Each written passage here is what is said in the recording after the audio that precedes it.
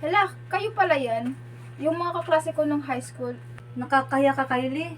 Tapuan ka noon, tapos ngayon, sebedora ka na lang. Hello, mate. Pasensya ka na kasi ang hirap magbabook sa Grab. Mag-order na tayo ng pinakamahal na menu nila. Amit, tika lang.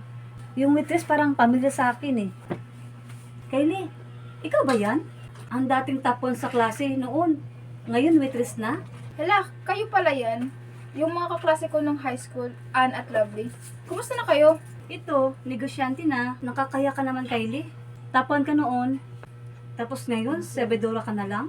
At si Ann, ito, big time na. Hoy, pwede ba mamang itawag mo sa amin? Hoy, di ba, sebedora naman pinasok mo dito? I-order mo kami o ipapaya ka namin? Mga ma'am, ito na po yung bill nyo, 2,500. Akin na nga. Kala mo naman tatakbuhan ka namin. O mate, 2.5 daw. Ha? Bakit ako? Ikaw naman ito nagyaya. Kylie, bakit? Anong problema?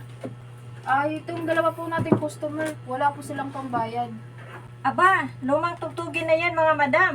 Hindi kayo pwedeng umalis hanggat hindi kayo nagbabayad. Kung makahusga naman kayo sa waitress ko, wagas. Tapos ngayon, wala pala kayong mga pambayad.